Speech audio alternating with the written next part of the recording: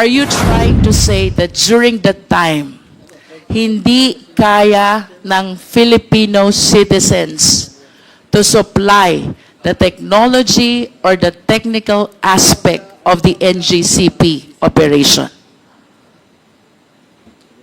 At that time, Mr. Chair, yes. At that time, yes.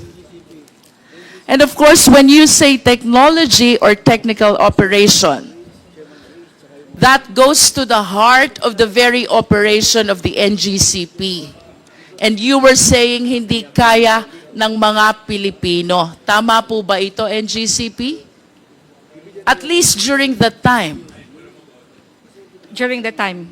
At kung hindi ito kaya ng Pilipino during that time, then it follows during that time, we were solely dependent on our Chinese counterpart who owns the 40%.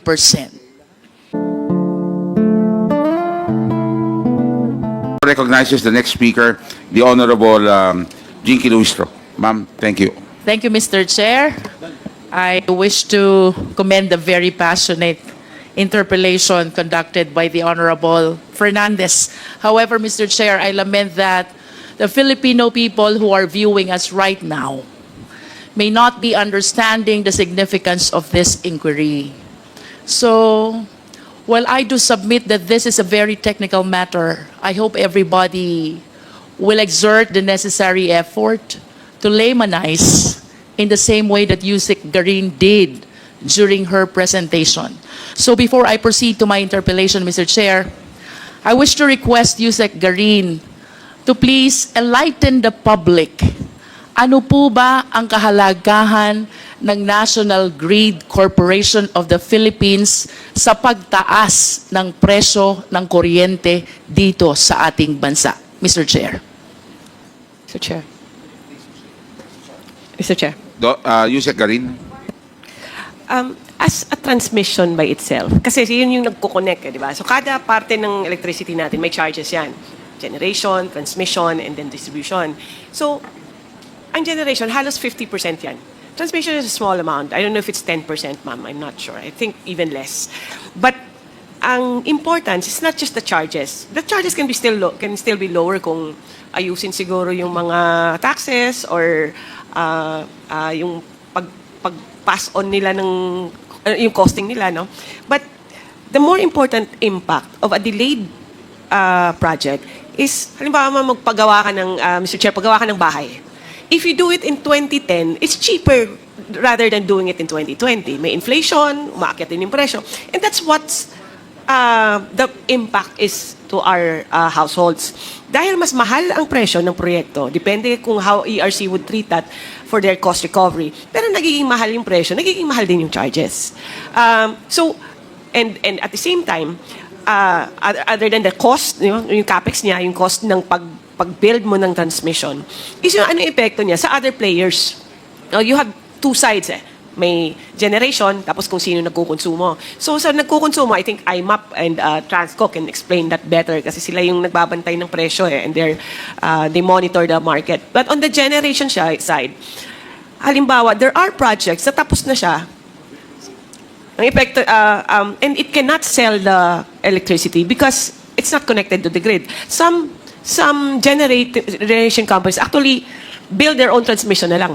So it's costing also our generation rates. So as a transmission by itself, their own charges, maybe the impact is not as big as we expect, no? Pero ang epekto ng instability of the grid has an effect on the distribution, on the demand side and the supply side, no? In other words, Yusek Garin, is it correct to say, for the viewing Filipino people, pag mataas ang cost ng transmission, mataas din ang presyo ng kuryente. And that is the reason why we need to regulate the operation of the NGCP, which is responsible for the national grid. Tama po ba, Yusek Garin? Yes, yes, Mr. Chair. If it is in fact, I would go further. If the project is delayed, then umaakyat din yung presyo.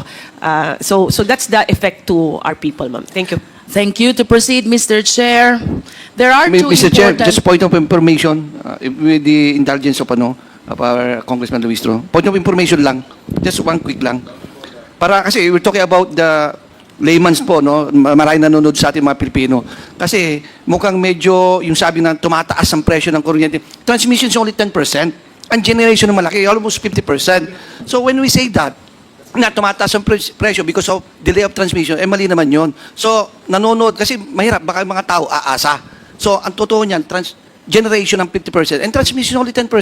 Kahit tumaas sila, konti pa rin, it's minimal, no? So, generation, I just want to put it in context, Mr. Chairman, that is a misconception. Huwag natin dito Thank you very natin- much, Mr. Chairman, Honorable Presley De Jesus. If I may allow. The floor is still with the Honorable Luistro. May I be So allowed to, I don't think we're not interject? here to negate each other. But these are questions and these are answers given by resource persons. Let's take it as this and let us discuss that in a Apology, Mr. committee Chair. level. Okay, Apologies. but we're not here to. So we're not supposed to be arguing with each other. So it's clear that the answer is transmission definitely has an effect in the increase in the cost, regardless of the percentage. The argument is, meron bang increase pag ang transmission? The answer is yes. The Honorable Jinky, you still have the floor. Thank you, Mr. Chair. To proceed, there are two important constitutional provisions which must be raised pertaining to public utilities. That includes the NGCP.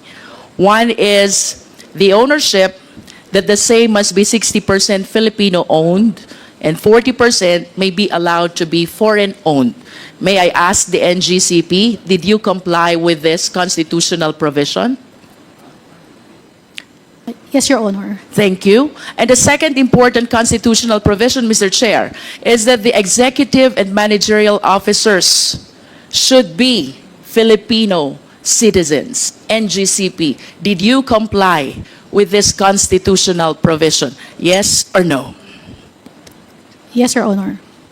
Having said that, Mr. Chair, I wish to raise the information I gathered from the reports and various documents. First, based on the 2024 GIS of the NGCP, the chairman of the same is a certain Guang Chao, a Chinese national.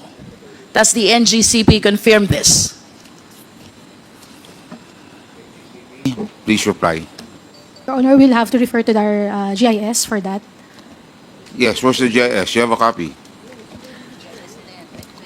The name Zhu Guangchao, described as Chinese, is designated as chairman in the 2024 General Information Sheet of the NGCP. Having said so, because the same is indicated in your document, do you maintain your position that the executive and managerial officers are Filipino citizens? Please reply, NGCP. Your Honor, based on our General Information Sheet, Please speak closer to the microphone. Speak louder. Mr. Chair, with all due respect, but I believe that the question is answerable by a yes or no only. Yes or no? Attorney San Diego, ang pagbabasihan lang po GIS, ha? Yes or no? the chairman of our board is Mr. Su Guancho. Okay, Chinese. Okay. Yes, yes. The answer is Are you saying that you complied with the constitutional provision that the executive and managing officers should be Filipino citizens only, considering that your chairman is a Chinese citizen? Yes, Your Honor, our executive and managers are all Filipino.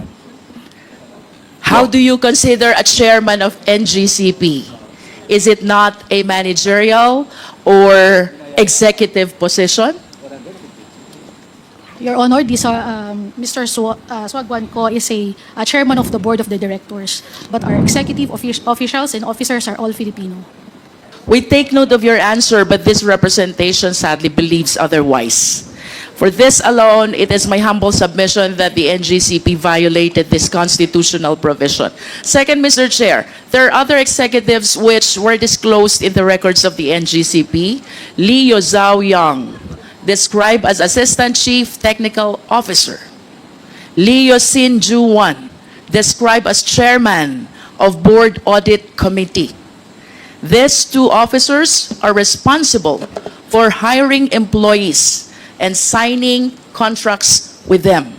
Having said so, Mr. Chair, may we hear from the NGCP, are you still maintaining your position that executive and managerial officers are Filipino citizens?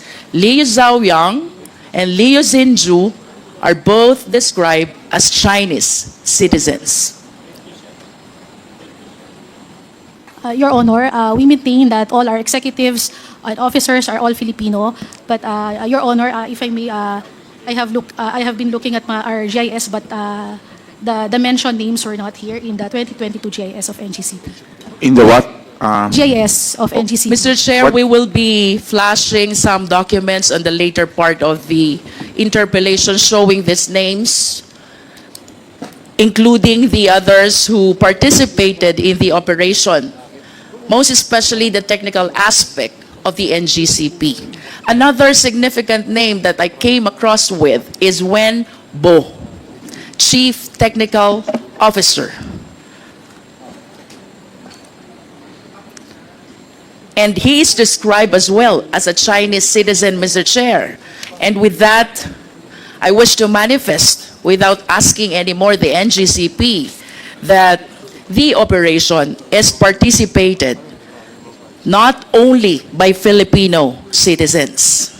Proceeding, Mr. Chair, I want to know more about this NGCP, so I wish to ask the NGCP, sino-sino po ba ang mga miyembro at ibang officers ng NGCP based on your GIS? May we request the Secretariat to please flash the 2024 GIS.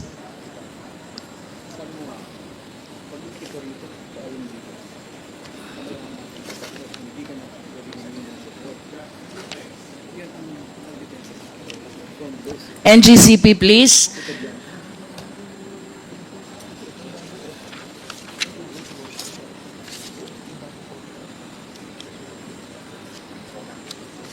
Of course, the document confirms Zhu Guangchao as the chairman of NGCP. And in addition to this Chinese national, we have also number 8, Yao Yu Sheng, Wang Lijin, Liu Xinhua, although their positions are not indicated in this GIS. Proceeding to our GIS on stock holdings, Mr. Chair, kindly flash the next slide.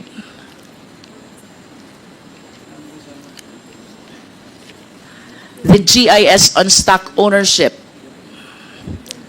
There is one corporation here, Monte Oro Grid, which owns 27.23% of its shareholdings. Another corporation, Kalaka High Power Corporation, which is 27.23%. Third corporation is State Grid International Development Limited. That is 36.30%. Plus the 4 Chinese individuals who owns 1% each of its stock holdings. From the face of this general information sheet, Mr. Chair, it appears indeed that the Chinese ownership is 40%. However, with all due respect to our esteemed colleagues, I wish to agree to the honorable members who insisted on requesting for the GIS of the corporations who own shareholdings as well, in order to find out the extent of Filipino ownership, as it might affect as well the requisite ownership as imposed by the Philippine Constitution, and that is, to be specific, 60% Filipino-owned and 40% foreign-owned as may be allowed. And therefore, let this representation reiterate the earlier motion to Sestecum for the submission of the GIS of Monte Oro, Kalaka High Power and if possible, a state grid international development. That is, if our intention indeed is to find out if there is full compliance with the requirement of the Philippine Constitution. Another corporation which GIS we want to request, as earlier requested, is the Synergy Grid Development Philippines, which owns 9.24% of the stock holdings of NGCP, Mr. Chair.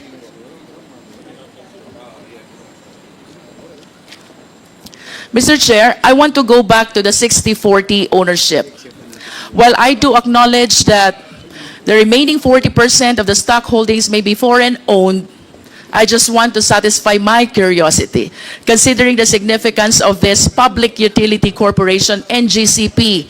Ang tanong ko po, NGCP, wala na po bang ibang Filipino citizens interested to own that 40% which currently belongs to the Chinese nationals? Your Honor, we do not have any knowledge or aware of it. May we know, NGCP, the primary reason why the NGCP preferred or allowed or opted to have this 40% be owned by Chinese citizens? Because the possibility, Mr. Chair, is that there are Filipino citizens or corporations as well who might be interested during that time, 2008, to acquire this 40% stock holdings of the NGCP. But as we can see from the GIS, that 40% is currently owned by State Grid of China Corporation plus the 4 other Chinese nationals. Pasensya na po, but you are representing the NGCP, so I wish to believe that somehow you are aware bakit po ang naging preference ng NGCP is to have this owned by Chinese nationals. Your Yes, Honor, ma'am. may I be recognized? Your Honor, Please. NGCP, Mr. Chair, was incorporated after the consortium of its stockholders won the 25-year concession in an open public bidding held by PISAM. As required by PISAM's bid documents, then, Mr. Chair, all prospective bidders had a technical partner. All prospective bidders should have a technical partner with proven expertise in transmission systems. Since the National Transmission Corporation, Transco, was the only transmission expert in the Philippines at that time, the technical expert is necessarily foreign, Mr. Chair. So to respond to the question, Mr. Chair, the NGCP made mention about technical partner. Can we please expound on this? What specifically did we anticipate from our Chinese counterpart when you said we need the technical partner? Your Honor, technical would include the operation of the transmission systems. You said operation? And as well as the systems operation, Mr. Chair, so transmission systems and the SO. And these aspects, Your Honor, transmission industry, Your Honor, is really, it's highly technical.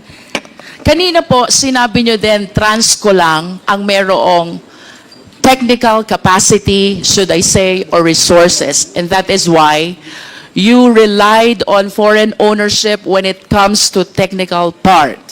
To enlighten the public, NGCP, are you trying to say na ito pong technical part ng NGCP cannot be provided at all by Filipino citizens? Your Honor, yung konteksto po ng response ko was that from the beginning, and that nung nagbidding din po nung panahon na yon, nung binid out din po ito ni PISAM, other participants in that bidding is meron din po silang kani-kanilang technical expert who were also foreigner, Mr. Chair. Right? So, kinakonteksto ko lang po, Mr. Chair, na Kaya na hanggang ngayon, nagpapatuloy pa rin, Mr. Chair, yung composition ng NGCP. Let's go back to the 30-40. time when NGCP was incorporated and applied for a franchise, because that's what you are referring to. You were saying during that time, the only company which has technical capacity is Transco, and the other companies with technical capacity has foreign counterparts as well. Do you confirm that? Mr. Chair, because transmission, Please answer the question, Yes, NGCP. I confirm. And with that answer, are you trying to say that during that time, hindi kaya ng Filipino citizens to supply the technology or the technical aspect of the NGCP operation? at that time, Mr. Chair, yes. At that time, yes. And of course, when you say technology or technical operation, that goes to the heart of the very operation of the NGCP. And you were saying hindi kaya ng mga Pilipino. Tama po ba ito, NGCP? At least during that time. During the time. At kung hindi ito kaya ng Pilipino during that time, then it follows during that time, we were solely dependent on our Chinese counterpart who owns the 40%. Yes or no? Mr. Chair, can I give a context? Because the bid document, Mr. Chair, requires for a technical partner. Mr. Chair, I'm just following the answer of our resource persons. We go back to 2008. You said during that time, hindi kaya ng mga Filipino.